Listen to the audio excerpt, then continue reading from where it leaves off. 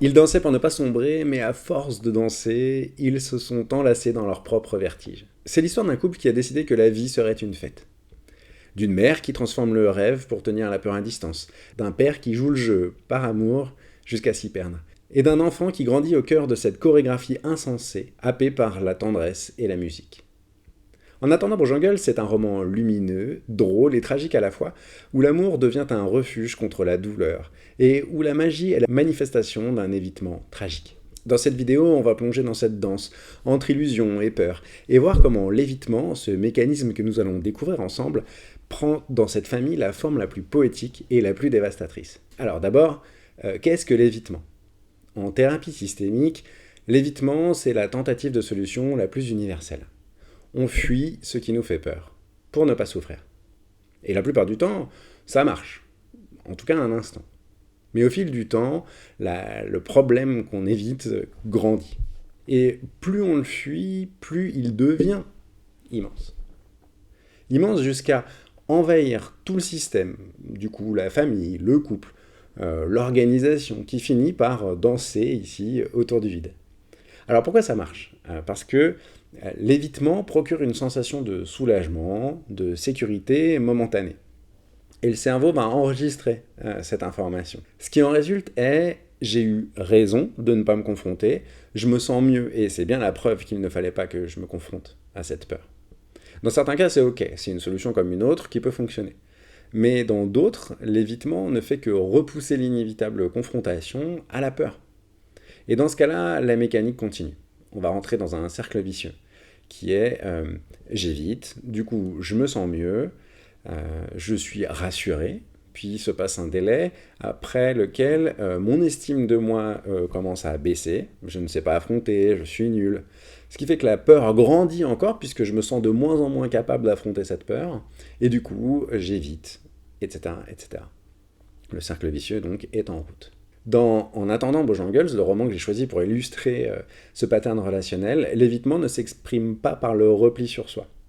Il s'exprime par la fête, le mensonge, la danse, la musique, le récit familial et l'extravagance d'une vie qui vient masquer le problème de fond. Alors, on va rentrer tout de suite du coup dans le roman et voir les moments qui illustrent, selon moi, ce pattern.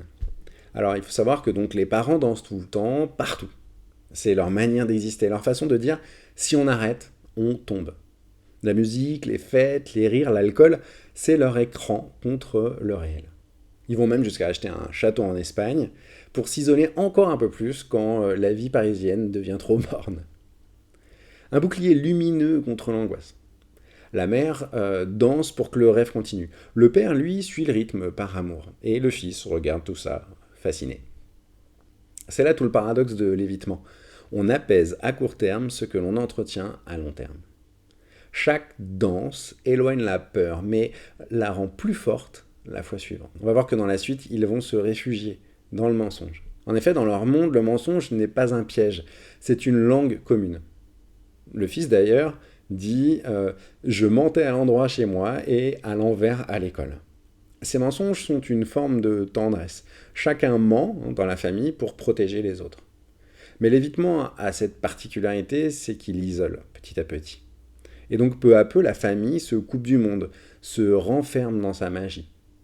Dès que la réalité, dans sa forme brutale, dissonante par rapport à leur fantaisie, intervient, ils mettent en place un contournement. Par exemple, le travail du père l'éloigne, il vend son affaire et peut se concentrer tout entier à la famille. L'école veut que le fils se conforme dans le parcours scolaire, il est retiré de l'école et on lui fait l'école à la maison. Et comme toujours, avec l'évitement, comme on l'a vu avant, la réalité finit par frapper plus fort. Et c'est ici ce qui va se passer. La maladie progresse et le couple ne paye pas ses factures. Un tas de courriers gigantesques trônent dans l'appartement et finit par provoquer un contrôle fiscal. La réalité, qui incarne le problème évité par cette famille, les rattrape violemment et ils doivent s'y confronter malgré eux.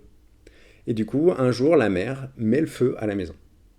Elle dit « J'ai brûlé tous nos souvenirs, c'est toujours ça qu'ils ne pourront pas saisir. » Et là, c'est le moment où la folie entre de plein fouet et où la danse ne suffit plus à la contenir.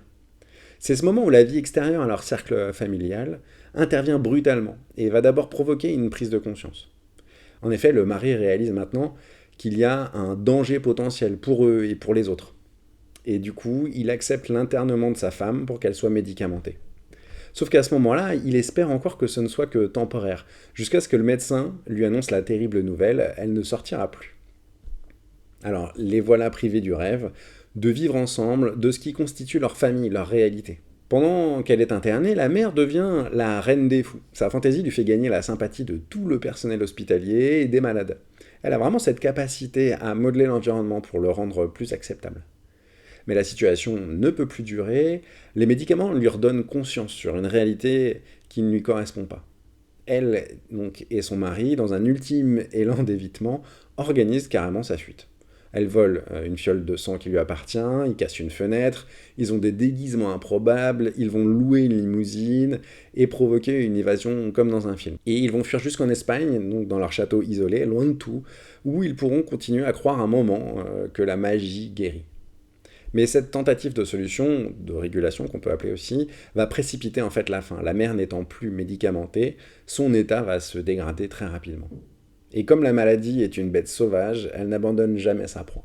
Elle finira par dévorer la mère qui, ne pouvant plus l'éviter, se rend compte du mal qu'elle fait à sa famille, et que la magie n'est plus possible.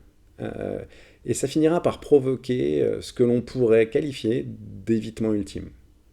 Elle entraîne avec elle la fin de l'histoire.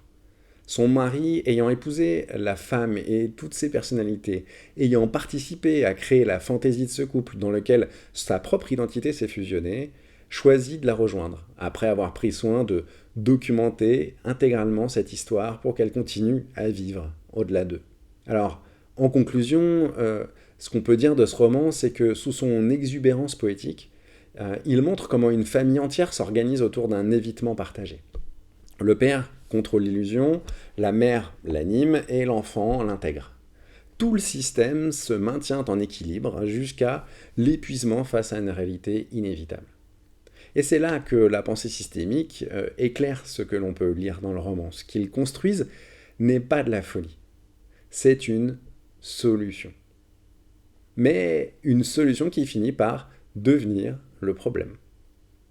En attendant Bojangles, c'est une magnifique démonstration que dans certaines danses humaines, la beauté et la tragédie sont indissociables.